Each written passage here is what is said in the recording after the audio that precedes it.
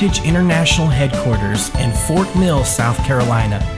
This is Prophetic Perspectives on Current Events with Rick Joyner. Welcome to Prophetic Perspectives on Current Events, and this is the, still the new year as far as I'm concerned. It's January, and pray that all of you are having the best year you've ever had, and that this will be the best year you have ever had yet. But they keep getting better, too. That's the nature of the walk that we're on. The path of the righteous gets brighter and brighter until the full day, it says. So every year should be better for us. And just like say this about 2014, most years we get to New Year's, it's good riddance to that past year and glad there's a new one coming. But I didn't feel that way. I was really sorry to see 2014 go. It was one of the best years of my life and just seemed to be getting better. But I do believe that 2015 is going to be a great year for God's people. It's just going to be an amazing year. And I know in the world we have crises, and the way the Lord put it, he said, in the world you have tribulation, but fear not. He has overcome the world, and we have him. He is our king. He's the one we're following. But we do want to address the current events, and also our response to them. And today I'm going to share with you a dream that I had, the most recent dream about what I call the hordes of hell that were coming over our U.S. southern border. I had a dream last year that I shared, and it seemed to go everywhere. And this, just a week or a little over a week ago, I had another one. When I shared the last one, I shared it the next day. I was still so energized by that dream. And really, in a lot of ways, still in, almost shock by some of it. It was one of the most graphic dreams I've ever had. This one was even more so.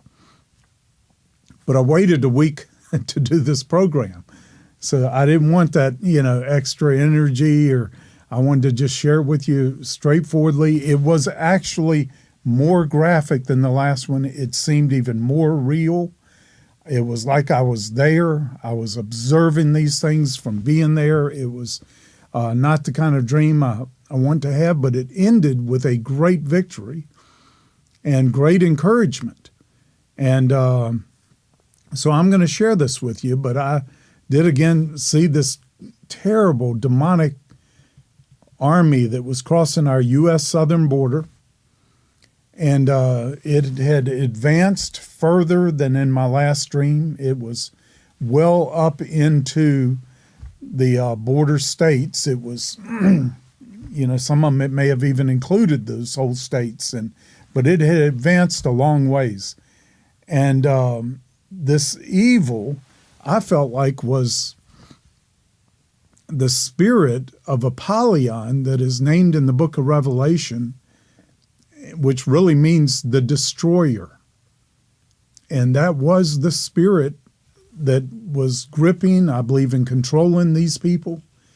And there was a spirit of destruction on them where they absolutely had to destroy anything of value, anything of beauty, and all the life that they could. They were just indiscriminately killing cattle, killing everything. They were just the destroyer. It was the spirit of that destroyer that it speaks about in the book of Revelation, I believe. And but everything behind them was a wasteland. Everything. And I'm not going to share all the graphic details, but I was able to go and walk around in their camps, in their communities. And, it's like I was unseen, like they couldn't see me. But I could see them and hear all their conversations. And I do believe that what I saw was real. But they couldn't see me. But at the end, I think the spirit that was over them discerned that I was there. And this is a part of the revelation we've got to understand too. But they had so consumed everything in their path that they were reduced to cannibalism. And I don't know why, if The resistance had stopped them where they were, and they couldn't go any further to keep consuming the land, but they were just starting to consume one another and consume. I mean, it was a terrible thing. I don't want to get into any more detail than that. But I also saw that everyone in this camp hated everybody else in the camp as much as they did Americans or America or anything else. They were just full of hatred. And they didn't trust each other. They were all paranoid. It's like all of them seemed to know that at any time the rest of them could turn on them and kill them just as easily. And so there was this terrible fear and paranoia on everyone. Now, there were some couples that I assume were married couples that were a part of this horde that hated each other and feared each other as much as everyone else. I felt like there was zero affection, friendship, or anything else in this whole camp. Now, I believe we're going to see that kind of thing come on, the nature of destroying hordes, whether it's ISIS taking over parts of Syria and Iraq or anything else. But when they start imploding, it's going to be like nothing, no kind of hell you could ever imagine or describe. And just, I believe it's probably becoming that way right now in those camps, where they're just all afraid of each other, afraid if they get just a little bit out of step with the others, or even perceived to be, that they'll be turned on and destroyed. But there was this terrible fear and paranoia. And, thank the Lord, we are going to see his army coming forth at the same time.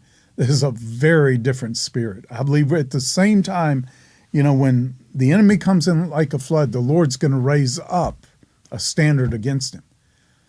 Now, I believe to the degree that there was fear and hatred and everything else in this camp, you're going to see love and faith coming forth in God's people in his camp.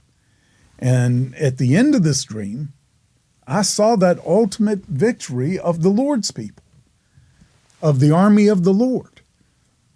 And but I did see this, I'm describing the character and the nature of those, and I do believe, because I keep seeing this specifically coming across our southern U.S. border, that this is something we're going to be facing as a nation. But in this dream, near the end of the dream, it's like all of a sudden, the people couldn't see me, nothing, but all of a sudden it's like this evil spirit that was controlling them discerned that I was there and tried to tempt me to become a part of them. And there was, zero temptation on my part. It's like, there is no way, there's absolutely nothing here that could tempt me to in any way compromise. And my place in the Lord, it wasn't much of a temptation. I mean, there was just no way. And I felt that in this dream, like, are you crazy? There's, that. And it was then that I heard these marching feet behind me. I felt like I'd heard them before. I felt like in the first part of the dream where I saw the hordes of hell that I wrote about in the final quest, that evil army that was coming, I felt like I heard those same marching feet, and I turned around expecting to see that same evil horde coming up behind me, but it was a spiritual army, and it was the army of the Lord. Now, it wasn't, I say a spiritual army, it was an angelic army. Now, they came and destroyed the evil horde. Somehow they were released when I rejected the temptation. I don't understand it more than that, but I know that's true in the dream. Somehow it was like a test. If I couldn't fall to any of this, then God could release his army. And they came and they completely wiped out the evil horde. They did it without vengeance. They weren't even angry. God's army was not even angry. They knew it was just something that had to be done. These that were a part of that evil horde were incorrigible. They had crossed the line. They could not be redeemed or anything. They had to be destroyed. But God's army, it was not like they were taking any pleasure or any vengeance or anything. They were just doing their job. And now this summer, when I had some of the closest encounters I've ever had with the Lord, and I was trying to discuss everything I could think of with him. It was like, while we have this chance to talk like this, I'm going to bring it. And, a major thing with our ministry has been this lawsuit we have with the county over one of the buildings, a high-rise building that we've been seeking to restore for a long time. And anyway, it came down to, we went through mediation. We did everything we possibly could, and nothing worked out. So we finally had to file suit against our county. And I was, I've always felt like it was really terrible what was done to us by the county. It would be terrible to be done to anybody, but it seemed to be specifically directed at us because we were Christians and, things like that. And I felt like, like Paul the Apostle had to appeal to Caesar, which he was really suing for justice to, from his nation to Caesar. I felt like, the time came, we felt very clear this is the only thing we can do now. We've got to appeal and file a suit for justice in this case. And I have to admit, I was wanting to get even. And I felt like through the discovery in the case and everything, we were able to confirm some of the reasons why some things were done to us. And it was like, oh, we've got all the evidence now and everything. And I just couldn't wait to get there. And now I was just sharing with the Lord, isn't it time for us to have a breakthrough and be able to finish this this tower building and get over this situation with our local county? And the Lord just said, he said he had no vengeance in his heart. He had no revenge. He said he's not going to come back and smite the nations because he's trying to get even or he's angry. He does what has to be done. It's kind of like those angels in this dream. There was no vengeance in them. It wasn't wrath of that type or anger. It had to be done. And the Lord said, if I was going to abide in him, I could not have any revenge, any vengeance in my heart. And I was really convicted. I knew that was true, and I said, that's not right. Shouldn't have that. I believe we have to go ahead with the case because it has to be done for many reasons. But I said, I can't go in there just wanting to in any way hurt them or expose them or reveal the evil or anything else. I just want justice. And if anything else, let this be a redemptive case. And, I don't want to hurt the county we're in. I think it's one of the greatest counties in the country. And I think it's generally run very well, and people in it are great. And it's just one of those things. But anyway, I had to deal with all of that in my heart. And I felt like in this dream, it's something we've all got to deal with. I know it was with me, but in the times that are coming, there were a lot of things done in the first American Revolution that were really evil on both sides. And, torturing of victims. And this was on both sides. And in wars and conflicts, it's usually that way. It cannot be that way with God's people. Now, you've heard the saying probably, with new levels come new devils.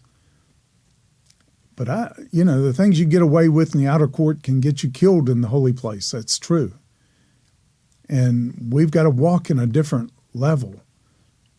But I think even with the most evil, and regardless of how perverted and evil these hordes become, we cannot hate them. We cannot want revenge against them. That's something we've got to really guard our hearts. We're called to even love our enemies. Of course, the greatest victory of all over any enemy, especially is trying to destroy our people, and especially targeting Christians and Jews, the greatest victory of all would be their salvation, their redemption. That's what we got to pray for. So anyway, the end of this dream was total, complete victory. But it didn't come until I was clean inside. I think I was a symbol. I think I was there as a representative. It wasn't me. It was, I think, where we've got to come to. They had nothing to tempt me with. There was nothing that in any way I was drawn to, and therefore somehow that made a connection with heaven. Now we can deal with this evil. And that's where it says in 2 Chronicles 7:14, first he says, if my people, he didn't say the heathen, he says my people will humble themselves first. God gives us grace to the humble. It's the first thing we got to do. And I think we start humbling ourselves by repenting of our sin, acknowledging the evil that's in us, the revenge that's in us. When this attack came on, in Paris and recent things, it's hard not to just become outraged and want to do the same thing to them. No, that's not the answer for us. Now, the military or the civil governments, that is their answer. They've got to take vengeance, because Romans 13 says, all authority is given by God. It's talking about civil governments, civil authorities, and they're not given the sword for nothing but to avenge evil. And so the sword was military power. That was the weapon of the day. And for civil governments to be obedient to God, they have to use that military power to avenge evil. They would be in rebellion not to do that. But as Christians, I believe we have got to say, no, we've got to pray for them. We've got to love them. We've got to, if we're a Christian soldier, when we're on duty, we got to use those carnal weapons. That's the authority we're under. When we're off duty, we should be praying, interceding, even for our enemies. And these are things that a lot of people have conflicts with. There are a lot of people that can only see black or white. They can't see distinctions. That's why Paul said, you've got to behold now the kindness and the severity of God. A lot of people can only see one or the other. They can't see both. We've got to. Those who can only see one or the other are those who are called untaught and unstable, who distort, it says, even the scriptures to their own destruction. And when you can only go off on one extreme. So we need to understand these things now. When I'm saying to you, we've got to start praying for these people. We've got to start praying for the very ones who want to destroy us. I believe there's got to be concerted, focused, offensive spiritual warfare that is every bit as focused, as strategic, as wise as anything done in the natural to stop this. And I believe we would see a lot of incredible victories we're not expecting if we will do that.